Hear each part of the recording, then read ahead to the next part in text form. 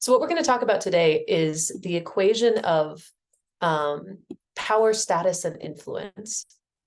And this is a tool that we teach in our facilitation trainings, which we'll talk about a little bit at the end if anyone's willing to stick around for an extra 5 minutes.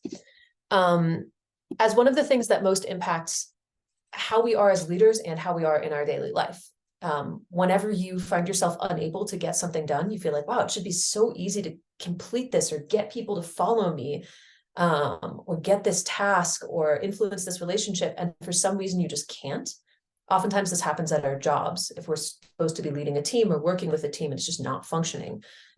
These are three kind of elements of power to consider, to ask, where do I have these? Where do I not have these? What would it take to gain them such that I can have more influence over my life and over the goals that I want to accomplish? So the ways we're going to do it is we'll talk a little bit about what these three aspects are. We'll consider a little bit how they occur in people that we consider famous in the world, and then we'll look at how you can actually use them in your own life. Sounds about correct. No, not really. All right then, Geof. I mean, I think the important thing to note here is that we could probably do an entire 6-week series on power, status, authority, and influence. Mm-hmm. We just don't have time for that today. So we're going to be taking a jog through. We obviously can't touch on everything.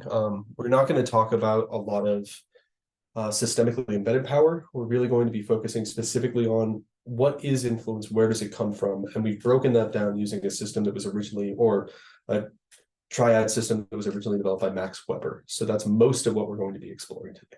Mm-hmm. Cool. So I have a question to start out with, and we'll be using this a little later. I'm going to be asking some chat questions. Since some people are just listening, we're not going to do breakouts and interactive as much, but I will be asking some chat questions, and I encourage you guys to take notes and to maybe think of situations where you can apply this. So the first question is, you got it? Mm-hmm.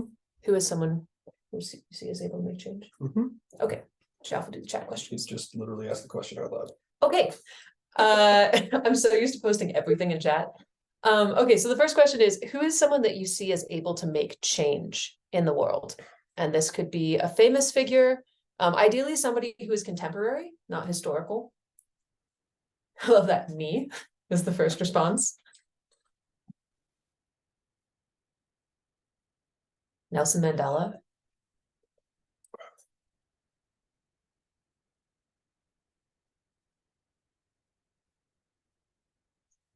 Two Nelson Mandelas. Double enough.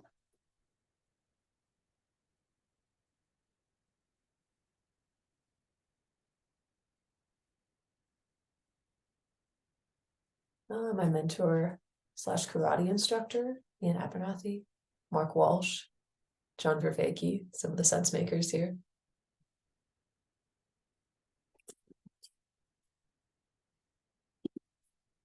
Elon Musk, for better or worse.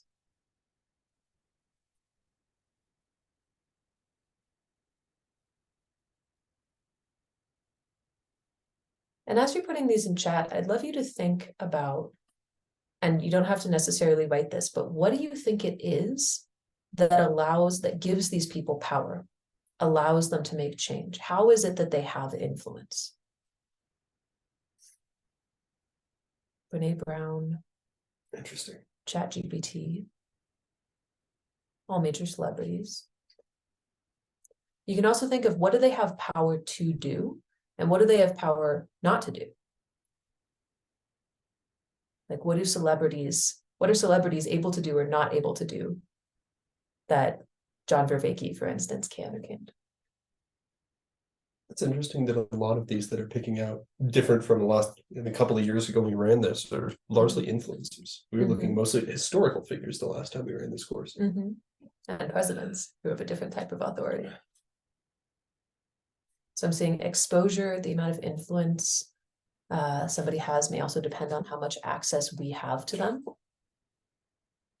Nice.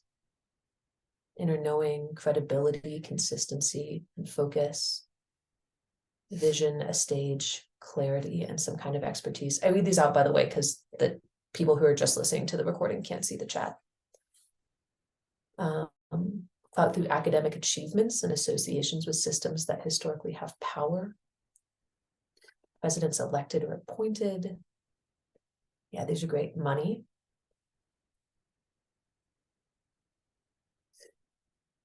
Cool. All right, so keep these in mind because we'll return to them later after we do a little bit of exploration of the equation of influence. Do you want to lead us into our next piece?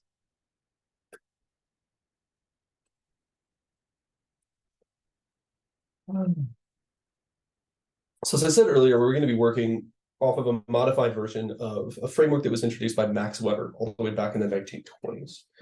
He introduced this idea that power is made up of three primary things.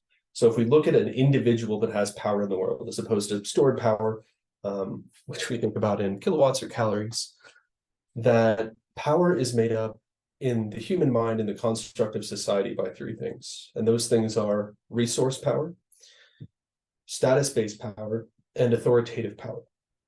And these are all very, very different things. But almost every type of power and influence that you can break down will slot pretty easily and automatically into one of these three primary aspects of how power is derived in society. And we're going to take a quick jog through all of these. But first, we want to do a little bit of explanation of what they are, right? Because they aren't exactly apparent all the time. And there is some like murky interplay between all of them. So when we talk about status here, we're talking about a form of power that is earned, right? It's awarded by people. That's status, resource, and authority. Thank you, Golden. It's a form of power that is earned or awarded by a person, a group of people, or an institution of people. You can think about your most reliable coworker, right? Your most reliable coworker is very high status in your work environment, even if they don't have much authority, right? People look to them, people come to them, they trust them, and that status gives them an amount of power within the workplace. In small groups, status often gets awarded by contribution, by standard competence, Thomas said. General contact. What? Oh, I was just repeating. Thomas put confidence in chat. Confidence is, yeah, one of the things on that list. Reciprocity, social proof, the quality of presence is even really, really important for this. And when we teach about influence inside of general conversations, the quality of presence is actually really, really, really important. You'll see even from what Geof is doing right now, they're high status moves. Like we're using our hands a lot. We're making direct eye contact. There's not a lot of ums and ahs in our speech. Something that's really interesting is how status changes in different situations. It's not a constant. Neither is any of these forms of power. So in some areas, I stutter and I use filler words a lot, but when I'm teaching, I feel more high status, so I don't tend to.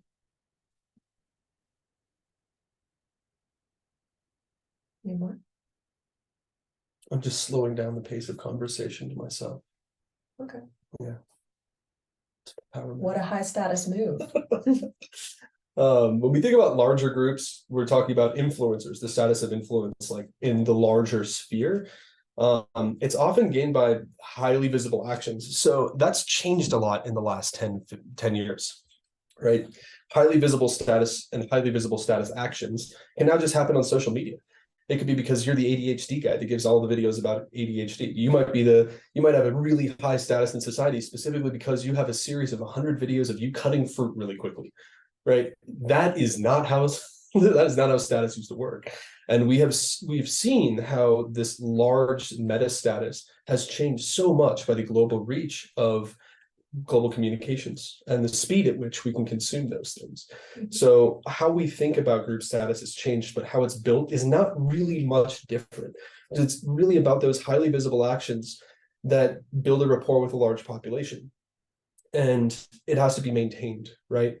So if you were the person that was posting those videos and all of a sudden you stopped, that status and all the influence that goes along with it, for the most part, goes away. And not overnight, but it has a degradation curve.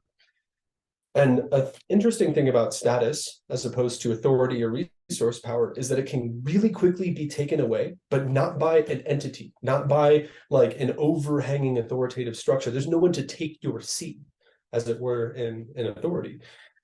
But if you lose status with people, If you are, for instance, canceled, right, or your viewership steps away from you because of another highly visible action that you took that was outside of their ethical or moral framework, all of a sudden, all of your status is lost. You have no power and no social capital left anymore, which makes it really interesting.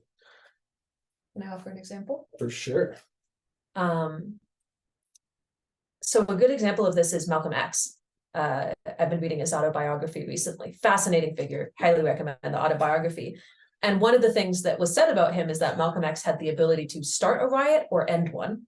And he did that entirely based on status. Nobody gave Malcolm X authority, which we'll talk about in a minute. He owned almost nothing, but what he had was the trust of people. And he had it because he was out there all the time, like on the streets, recruiting people, talking to people about Islam. He was a part of the population that he was representing, which a lot of the other Black leaders at the time weren't. He'd grown up in Harlem. He knew the culture of that. And so he had all of this status with people that he was able to employ, even though he always gave all of the credit to Elijah Muhammad, who was the one who founded that particular branch of Islam. Another interesting thing based on what Geof said is that when Malcolm X changed his views, he actually kind of later in his life went on an international trip and realized, oh, it's not the white man who's the devil, it's actually like systems of power and racism. He lost a lot of his status and a lot of his following because his status was based on the idea that he was espousing that had become bigger than him. So just an example of what status can look like. Talk about a person that spent most of his life eschewing authority in general. Yeah. So a question that we had as a follow-up here is, in contemplation of this specific aspect of power, what status do you hold and where do you hold it? Specifically status. And this is distinct from any roles that you hold that confer power or resources that we'll talk about in a moment, like money, time, or knowledge. Where do you hold the trust of a group of people or another person? You know, societally, that thing can, all of those things can actually award you status as well. Sure. That's where we get to the interplay.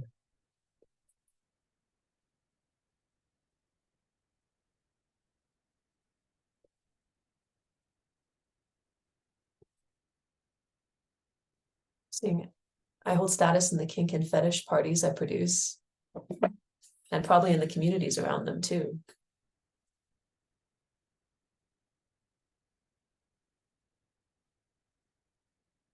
I'm seeing Richard's linguistic power, academic / knowledge-based power. Yeah, that's kind of a mix between resource power and status. Those things can give you status within particular groups, but there might be other groups who actually are turned off by you having academic power in which you wouldn't have as much status. So status is kind of group-based. My clients' status in online study groups I lead and organize, courses I train. Although I've had many experiences as a leader of coming into a group where I don't have status and having to convince them, being given authority or having, a company and a manager ask me in, and I have no status with the people I'm teaching. It can be very, very difficult because I have to gain trust and status before I can influence them. Teachers work with this a lot.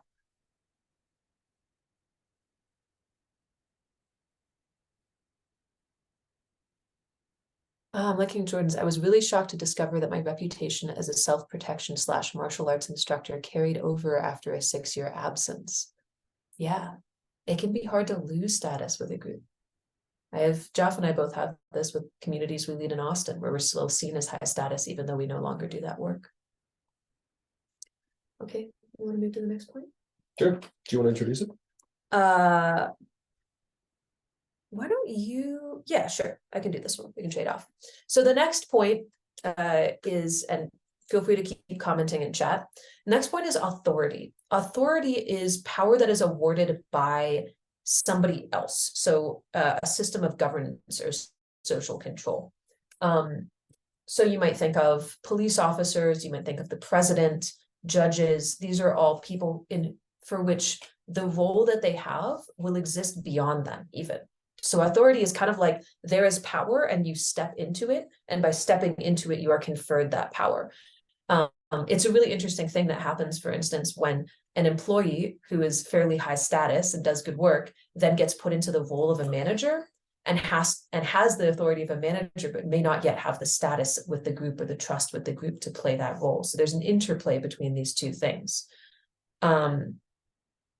Example of this, oh yeah, and how much status you have with a group defines, what you can do with your authority. But if you are high status and you don't have authority, think of being in a toxic workplace where your manager is has authority to make decisions, but isn't making good decisions from the group, but you still have to really work in back channels to get anything done because you don't have the expressed authority.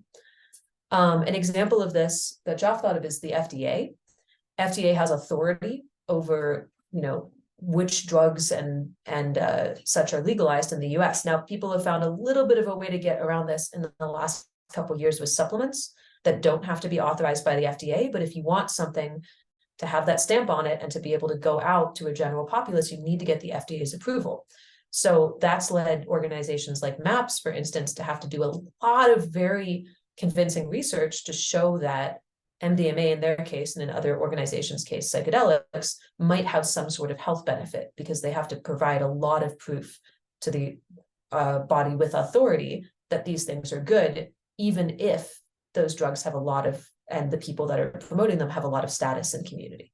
It gets confusing, I think, because now you're talking about an organization as opposed to an individual. So something that Richard said is authority exists in perpetuity, providing the system remains or changes very slowly. And this is true when we talk about the seat of authority. When we talk about the authority that an individual holds, it's really important to remember that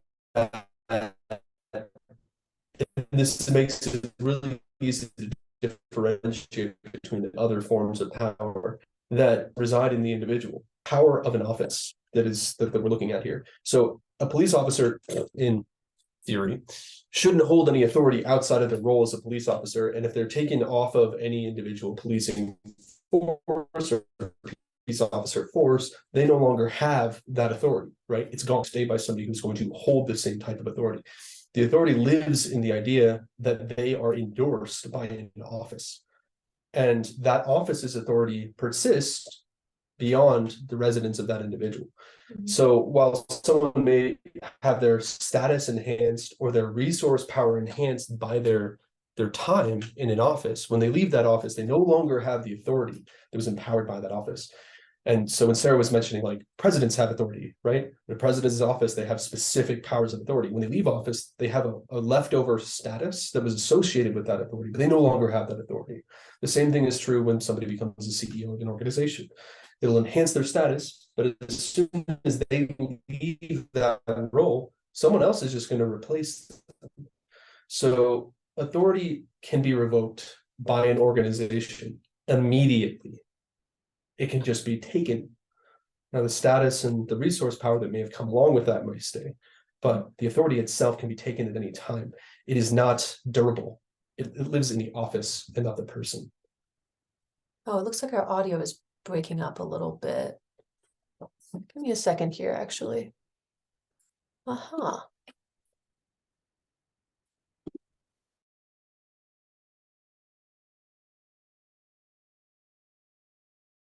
Okay. The wrong network? I was on the wrong network. Hopefully that'll be better. Sorry, guys. Just take it on our status with you all that Geof said brilliant things and our authority as leaders. Great. Hopefully this will be a little bit better now. So question for all of you. In what areas of your life, thank you, Geof. Question for all of you. In what areas of your life do you have authority?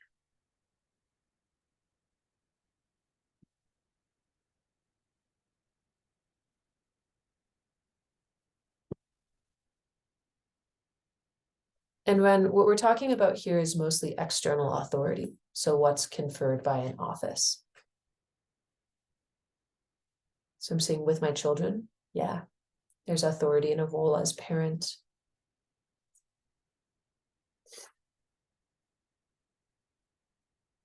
So of course, in a way, you have to gain status with your kids for how much they trust you to express it and what areas they trust you. With the state as a licensed massage therapist. 100%. Yep, you being on a register of licensed massage therapists, people might find you just through that instead of just word of mouth.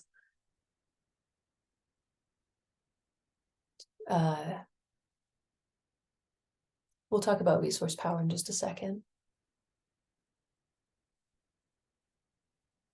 I'm not sure we're going to go too far into it, but I am interested in reading a little bit more in what you see as the difference between external authority and internal authority. And by saying that, I mean, what is internal authority? If you could give me a little bit more in the chat, that might give me something to speak to later in the session. I like Kayla's, I have authority in digital nomad circles and leaders of co-living spaces. And I'm curious about that too, because I would imagine that you would have status from contributing to those groups and the ability therefore to invite people to events and get notice.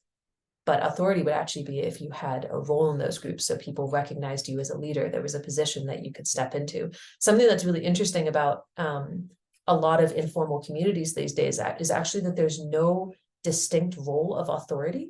And that's one reason it can be really hard to get things done. If you have a decentralized community and there's a lot of drama arising or conflict, or there's things that you actually have to do together, like for instance, in the Austin AR community, we'd have to like kick a member out who wasn't following the rules, but nobody had expressed authority. Even though I had the most status as the community's founder, it became a huge problem. So sometimes you actually need authority. You need somebody who is recognized as they have the powers of this thing. For instance, they have the powers of inclusion and exclusion of members, or they have the powers to resolve disputes. You need those roles in order to get things done. It can be actually a really good way to enhance community to talk about that. Kayla's talking about one of the workshops that they are supposed to be leading called An Authority on Location Independent Lifestyle. Nice. We were just talking the other day about how authority is often conflated with status. And it's important to be able to tease those two things apart. When we talk about being the authority on a thing, most of the time what we're saying is we're high enough status that people recognize us as the authority on a thing.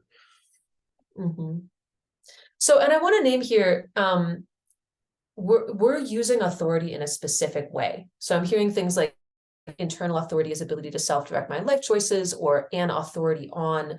These are actually a different form of authority than the way we're specifically using the word here, which is having power conferred by an office or conferred by somebody else. So being an authority on is having knowledge about something, having authority from the external world is basically having a role in this case. So I get that that's kind of a confusing word. So let's talk about the last piece, because I think it'll clear some of these questions up, which is resource power. So when we talk about resource power, we think about it primarily as being the only inherent form of power. What we mean there is that resource power are materials or infrastructure to actually get shit done, right? It's not status or authority, which are externally given or awarded. In this context, resources act as kind of a multiplier for our potential as human power. These are the things that we need to manifest power and actually get things done in the world. So when we're talking about I am the authority on a subject, that authority is derived from an internal resource. And in this case, that resource would be knowledge. That resource would be experience. Knowledge and experience are really hard to take away from a person, right? So if they know more about a thing than anybody else in the world, until they show that they know that thing and until they're accepted as knowing that thing, it's an internal resource that they're holding that they can leverage to get things done in the world. As soon as they are known for that thing, they can be awarded status. And as soon as they are awarded enough status, oftentimes they are offered some form of authority by an external organization or group of people to speak as the foremost expert on that topic. And at that point, they have both status and authority. Classically, what we mean when we're talking about resource power is we're talking about power that is either garnered, hoarded, or handed down in the form of organizational structure, equipment, resources, including money, land, mineral rights, even time. Even time is a resource, and these things cannot be easily given away, Like they can't be taken from an individual very easily. And as such, we think about them as being largely inherent to the individual. So how do we separate those things out, Sarah? Put me on the spot. Well, I was going to give an example first. And this may kind of clarify some of the distinctions between these things. So some of the most interesting examples of power that I've come across are when power has to be influenced in a situation where the person trying to engage it basically doesn't have authority. So, and it's a very high stress situation. So for instance, at one point, I was talking to a woman who wanted to found an authentic relating community in Vancouver, and I asked about her work, and she said, well, my organization goes into crime-ridden tenements and turns them around. And I was like, what? You have to tell me about this. How do you guys do this? And she said, we follow something called the 10-80-10 rule. And the 10-80-10 rule is that in any group, 10% of people are positive influencers, 80% are followers, and 10% are negative influencers. I don't know if that rule has been studied. This is what she told me. So, and basically what she's saying is that that first 10% and that second 10% have status in the group. They are trusted by others, even though most likely they have no role. She, in an organization, had a role. She was like, you know, the organization that turns tenements around. She had authority, but she didn't have status in this group, so she couldn't get anything done. So what she did is she took that positive 10% of influencers out to coffee, one by one, and she just asked them, what do you need? What resources do you need to help change the culture in the tenement that you're in? And whether that was money or job training or schools or whatever it was, she made sure that they got it. And she found that if that 10% had the resources they needed, they would influence the other 80% and eventually that last 10% to actually change culture. There's a really similar story from an organization called CRED, Change Real Economic Destiny, that was founded under the Obama administration to turn around gangs in Chicago. Same exact thing. Found the leaders of the gangs, brought them in, gave them job training and trauma counseling, and started organizing basketball games for the community. So they gave them the resources they need, that gained them status, and then they could actually use their authority. So the three are really interlinked. So yeah, one of the best things you can do is identify the people that have status and support them. This is actually what we do in a potentially negative way when we build coalitions within organizations. We go, okay, who has high status? Or when you get an influencer to promote your work, it's using their status and the power.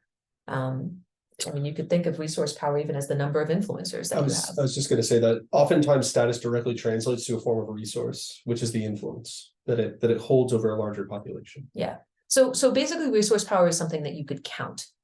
You could say, okay, I have this much of it. I have these many hours to give. I have these many influencers. And it can either gain you status in the sense of like somebody who has a space that they can offer to others. That's a big benefit in community. Or it can come from status like influencers do. Oh, I love this. TJ sometimes leads a weekly group for participants at a CRED site in Chicago. Yeah, Geof and I teach a lot on conflict, and I'm obsessed with how you change the most intransigent seeming situations or most intractable ones. So I've been studying a lot on that, and power, status, and authority have a lot to do with it. And yes, there will be a recording sent out after this. So same question as before that I want to ask you guys, what resource power do you hold and where? And I want you to think a little bit outside of the box. Resource power is not just money. Like we said, it's also time, it's number of followers, it's what spaces do you have that you could offer to others. You might even think of some resources that you don't offer, like knowledge in certain areas. Those of you who said your parents, how much do you use the power of your knowledge on what it is to be a parent or what skills you've learned? An interesting question internally to ask yourself might be, which resource of mine, which resource power that I hold is actually the most valuable? Yeah. I'm loving the ones in chat of like relationships and patience and presence, things we don't always think of as resources. Time is oftentimes our most valuable resource. Patience and presence are a really interesting one because, for instance, if you work as a mediator or you're in a conflict, if you are the one that has the resource of patience and presence in that moment, you have the ability to slow everything down. And that may be the most valuable resource in the room. But if you don't have status with the group, it doesn't matter how much patience you have or how loudly you speak, you still may not be listened to.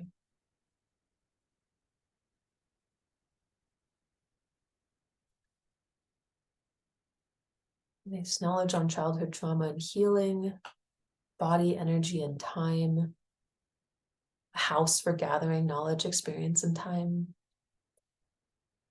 Kayla, currently, who runs Montaya Base Camp, is giving us the resource of her space, and it's had a massive impact on our team that's been meeting here for the last month. There's so much we've been able to get done that we couldn't without a space to meet.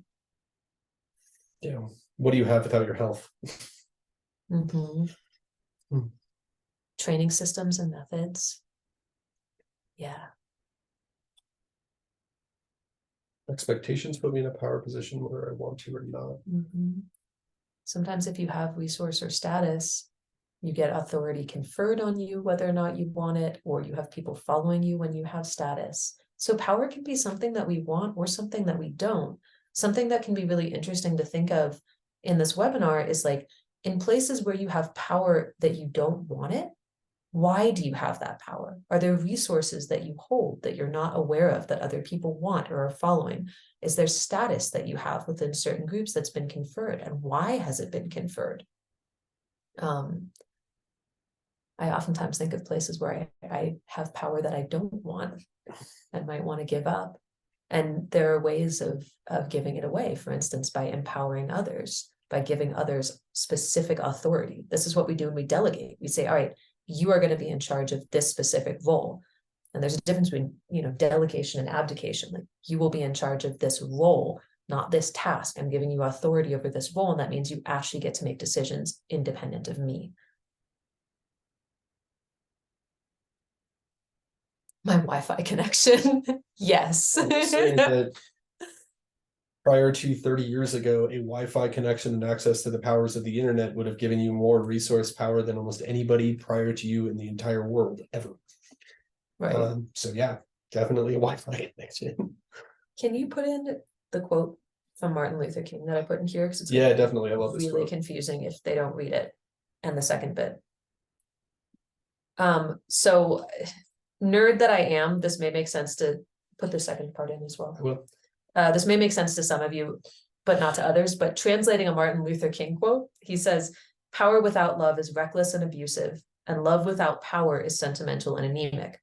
Power at its best is love implementing the demands of justice, and justice at its best is power correcting everything that stands against love." If we translate that into the language we're using, I think what he's saying is authority without status is reckless and abusive, and status without authority is sentimental and anemic. Authority at its best is status implementing the demands of fairness of resources, and fairness at its best is authority correcting everything that stands against status. So status being the power that is given by the people, and authority being the power that is that Martin Luther King is basically talking about right now, which is power that is given by the system to individuals. So that actually goes a little bit to TJ's comment. So I think I'm going to skip this example about working with clients, if that's okay. Something that we'll talk about in the trainings that we do, the facilitation trainings that we have coming up in fall, is how do you enroll students and clients using status, using love, as MLK would say, instead of just wielding authority. Because one of the things that can happen is if you're a teacher or a coach or a therapist, you have authority in a situation, but you haven't really done the work to enroll people to get their buy-in, which usually comes from more inside them than outside from you.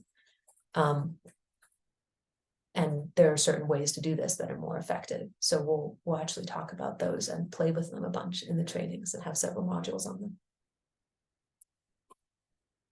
them. Cool. So I want to now turn this for the next 7 minutes or so to you guys to think some about where you want power, status, or authority in your life, where you want more influence and don't have it, to think a little bit about how you might use these factors to gain it. So I'd love it, like I think we talked about, we looked into this at the very start of the call. Where do you have most influence and where do you have least influence? So think of a situation where you want influence and you don't have it. You don't have these three perspectives. Do you have status in that particular group that you're trying to change? And if you don't, where could you contribute to others? Where could you show up with more confidence? If you don't have authority in that group, is that hindering you? Are there any places you could get authority, like go to an authority and say, hey, would you give me a role in this group? That might not be that top role, but has some authority associated with it, so I can build from there, right? What resources can you leverage to gain either one of those things? So something Golden's saying is, I'm not interested in having more power. I'm interested in using the power I do have to do more good. I'm interested in understanding how the power that I do have operates so that I can use it more effectively to do good.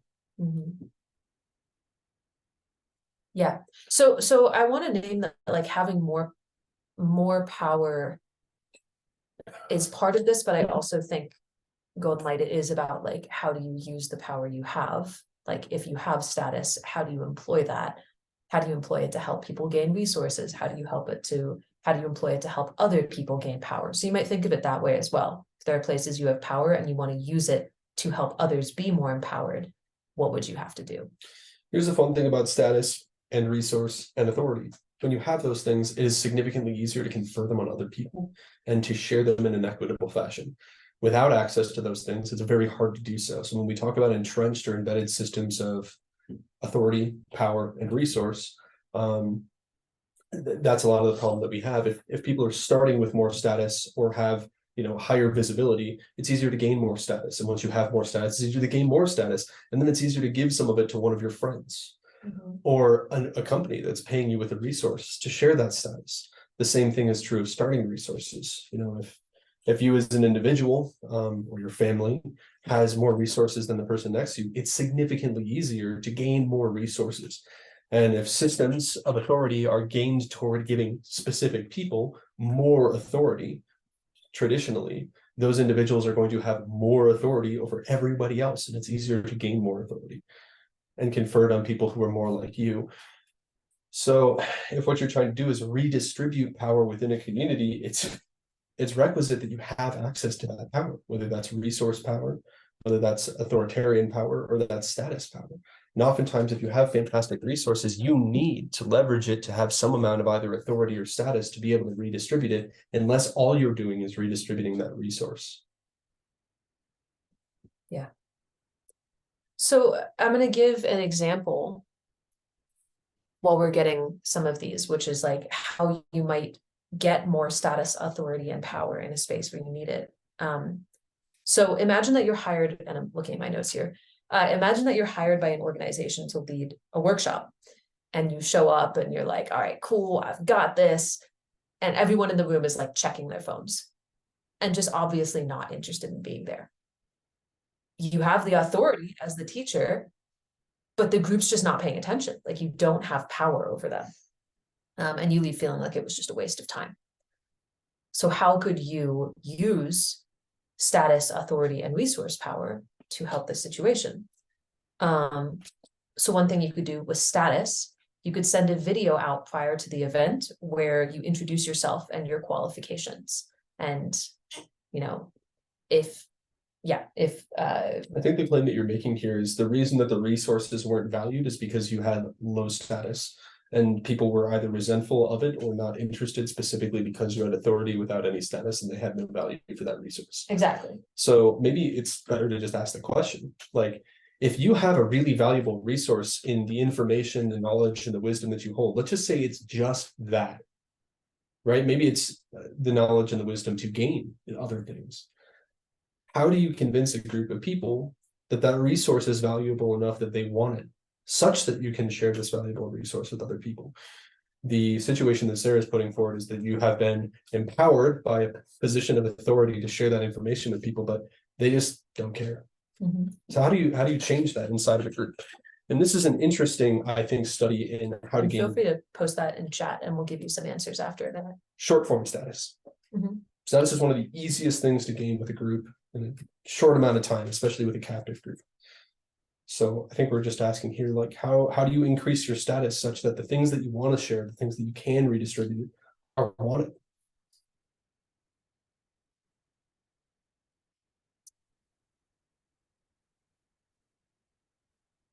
Ask questions and reflect, validate their experience from Jordan. Identify what they value and tap into that. Yeah, so speak to the things that matter to them. I find identification is a really great way of giving status. PJ, just act like you want to be there. Which is what somebody earlier mentioned internal authority and internal power.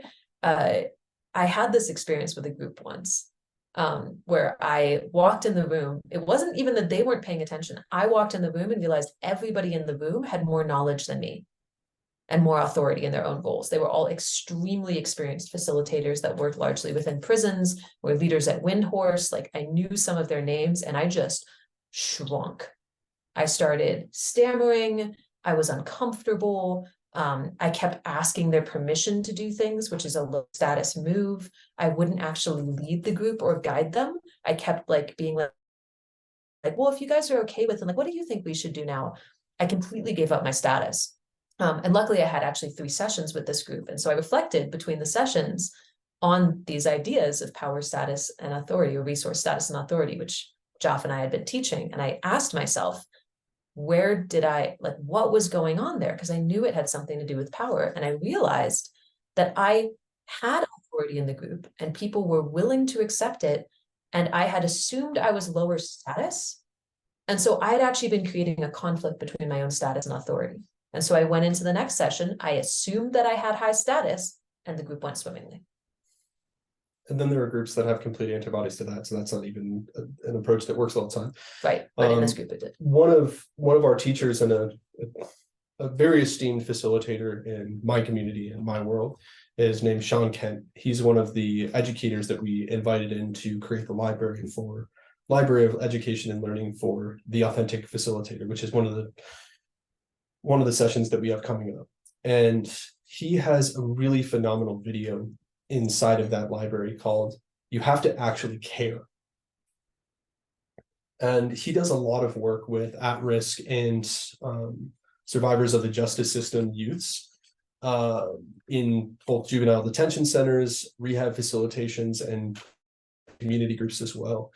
And something that he brings up is that when people have a distrust for authority, if you lead with things that look high status, they will oftentimes not trust you at all. You have to establish not just like these high status moves that we're doing, pacing and posturing, showing that you have authority. They'll have antibodies to that, and it'll take you longer and longer for them to trust you. It might set yourself a month back by exercising your authority in that group. And he says that you have to show that you care by engaging in reciprocity, by building their confidence in you, by helping and putting first their ability to like you and to trust in the person you are. Because these people, they have lived a life where trust is a 4-letter word, and they don't engage in trust the same way that the general population does. They don't use trust like faith. They don't just have faith that people are going to be good. They trust in what they see in a person, and what they've seen their whole lives is that people abuse authority.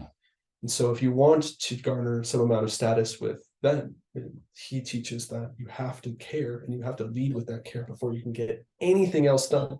Doesn't matter how much resource you have, they don't want anything to do with it unless they decide to award you status. And ways to do that might be speaking their language, using the same words, not promising anything you can't follow through on. He uses the example of like, you can use resource. He was like, if you tell them you're going to bring them pizza after the next session, you sure as hell better show up with pizza. Like, you can offer resources but you gain status by following through.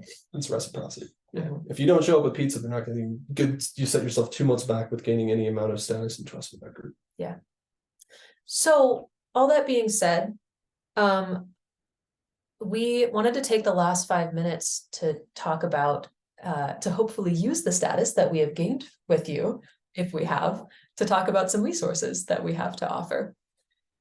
So I personally, I kind of see it as an abuse of authority to teach an entire webinar and be like, guys, there's all this great information that you came from, and now we're going to pitch you, give us your resources. So I want to offer that if anyone is like, I got the information I needed, I want to leave here, you are totally welcome to. As authority, we give you the permission. If you want to stick around for the last 5 minutes, we won't go over the top of the hour and hear about the courses that we're doing in fall that will teach a little bit more on power, status, and authority and using skills and leadership. Would love that. So we will go into that, and bye for those of you who are leaving. So we have 2 things happening in the fall that we'll just mention quickly. One is a live in-person leadership training in Austin, Texas. Geof, would you mind putting the link for that in the chat? I got you. Sweet. And we'll have a 10% off coupon if you wait around a sec for folks that are attending this webinar. I have that pulled up, so I'm just going to copy paste it. And that is, Geof and I will be teaching that, which I'm super excited for, along with some wonderful leaders from California, Kayla and Dakota, and Daniel from Austin. And that's basically a deep dive immersion into leadership. We will do exercises around enrollment. You will get to lead multiple times and get feedback from a group of people, because we think that the best way to learn to lead is just have some basic skills that we'll teach and then do it a lot and get feedback. Do it in areas where you know what's going to happen. Do it in areas where you can't plan and you don't have a choice around it. So we'll practice both of those. There's a 10% off coupon for that training. So that's a blast. Food and housing are included. And one of the cool things about that is that we have a 1-to-1 ratio of staff to participants. So usually we'll have between like 16 and 24 participants. We'll have at least that many staff, because we want you to get immersed into what authentic community and what support feels like, and to have multiple leaders that you can draw on for examples. So that should be delightful. You can sign up for that one directly. And then the other program we have is called the Authentic Facilitator, and that'll start in October. And that one is like our magnum opus for facilitation. It's online in a European and American friendly time zone. And it's 4 months long, calls every week. And it includes videos from over 100 videos from 10 different facilitators from all different areas of expertise. So Sean Kent, the guy that we mentioned, is one of our teachers. You'll get a bunch of videos from him because we wanted you to get a really comprehensive facilitation education. We'll talk about status, power, and authority. We'll talk about the ethical use of power. We'll do exercises and all of these. And we'll also talk about things like the steps of facilitation, technological fluency, working with conflict, responsiveness when you don't know what's going to happen in a group, building a plan. This is kind of everything we wanted to teach in the authentic leadership training, but didn't have time for it in one weekend. So there, and for that one, you'll go to the site that Geof posted and set up an interest call with one of us. So you get to talk to us about the program and what it entails before you can register. Yeah, so the authentic leadership training in Austin is in person, and the authentic facilitation training in October is online for 4 months. And that has both live sessions every week and facilitation fight labs to practice every week. And also a ton of videos and assignments and reflection questions to do outside of the classes. Yeah. So really hope some of you can join us for those. What? There's no way that we're going to talk about power, status, and authority and not at least mention the art of difficult conversations. So Please. For the last 2 years, starting with a course that we were hired on to teach for an international community of sense makers, rationalists, and secondary relationalists. It's called the Art of Difficult Conversations. We were hired on to create this by Rebel Wisdom, and traditionally we've only taught it once a year in the spring.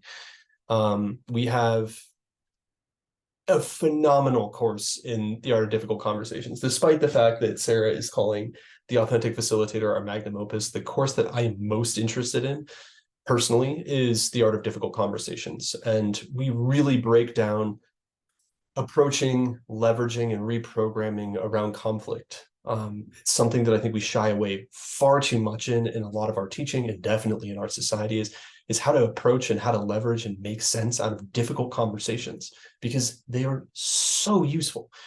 And so we haven't announced the dates for our next Art of Difficult Conversations class, but I have dropped the link in here. And if you are interested in taking a look at that course and registering interest, we do have interest in running it twice a year. Just right now, we have no reason to, so we're only running it once. But I recommend taking a look at it. It is a fantastic course. I think we have an average 9.8 rating of the 250 students that we've had through it. Yeah. And we're really interested in offering it and adjacent resources to our communities.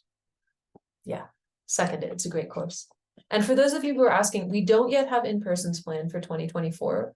The authentic leadership training actually is being led by some members of the Austin community, or organized, and they've agreed to do it through the end of 2023.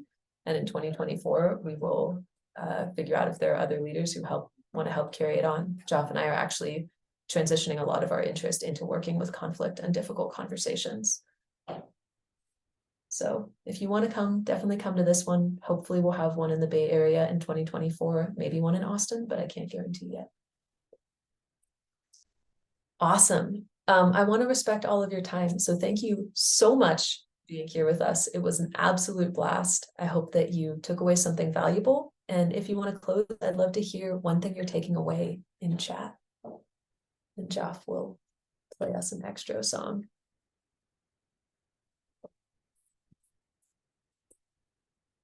Extra. And Smitha, you asked about some books and authors you recommend we can read on status.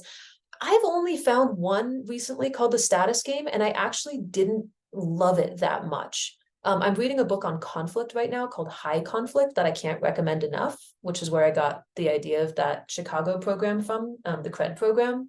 But we're actually working on a book in the fall, in part to kind of remedy some of the misses. All right. Cool. Before you take off, I'd love to see anything that you feel like you're leaving with. You know, doing an hour-long session feels a little vulnerable always, even after hundreds of them. So if you're leaving with anything that feels really interesting, please, before you sign off, leave us something in the chat. And we hope to see you soon.